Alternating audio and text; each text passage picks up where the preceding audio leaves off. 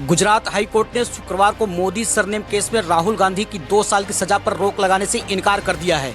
High court ने कहा, इस केस के अलावा राहुल के खिलाफ कम से कम 10 केस पेंडिंग हैं। ऐसे में सूरत कोर्ट के फैसले में दखल देने की जरूरत नहीं है। अब इसके बाद राहुल गांधी के पास सुप्रीम कोर्ट का रास्ता बचता है। पार्टी ने तय किया है कि सुप्रीम कोर्ट जाएंगे। कांग्रेस ने गुजरात हाई कोर्ट के फैसले के बाद कहा कि हम अब सुप्रीम कोर्ट जाएंगे। 23 मार्च 2023 को सूरत की सेशन कोर्ट ने राहुल गांधी को 2 साल की सजा सुनाई थी। हालांकि इस फैसले के 27 मिनट बाद उन्हें जमानत मिल गई थी। इसके अगले दिन 24 मार्च को राहुल गांधी की सांसदी चली गई थी, उनकी सदस्यता चली गई है। गुजरात हाई कोर्ट ने इस केस में सजा पर सुनवाई करते हुए क्या कुछ कहा। जस्टिस हेमंत प्रच्छक ने कहा, राहुल के खिलाफ कम से कम 10 क्रिमिनल केस पेंडिंग हैं। इस केस के अलावा उनके खिलाफ कुछ और केस फाइल किए गए हैं। एक तो वीर सावरकर के पोते ने दायर किया है। किसी भी हाल में सजा पर रोक नहीं लगाना अन्याय नहीं है। इस केस में सजा न्यायोचित और उचित है। राहुल गांधी ऐसे आधार पर सजा पर रोक की मांग कर रहे हैं जिनका कोई अस्तित्व ही नहीं है। सूरत कोर्ट के फैसले में दखल की आवश्यकता नहीं है। याचिका खारिज की जाती है। अब आगे क्या करेंगे?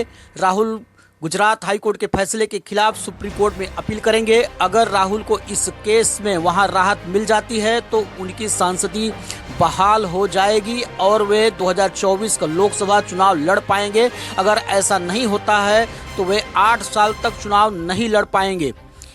राहुल गांधी की एक बार हम फिर बता दें, राहुल गांधी की जो सजा थी सूरत कोर्ट की, गुजरात हाई कोर्ट ने शुक्रवार को केस को जो है रोक लगाने से इनकार कर दिया है।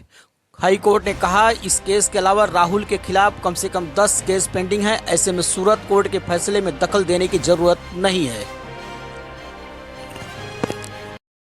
I've been disqualified because the Prime Minister is scared of my next speech.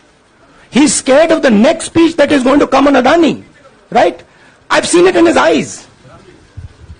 So he's terrified of the next speech that is going to come, and they don't want that speech to be in Parliament. That's the issue. That is why first the distraction, now the disqualification. Please don't be confused about this matter. There is a deep relationship between Narendra Modi ji and Mr. Adani. There is a question. 20,000 crore rupees have suddenly arrived in Mr. Adani's shell companies. Where has this money come from? Whose money is it? It is, some of these companies are defense companies. Why is the defense ministry not asking this question? Why is the defense ministry not asking the question, but please explain to us whose money is this that is being spent on our drone development, that is being spent on our missile development, that is being spent on our ordnance production? Why is the defense ministry not asking this question?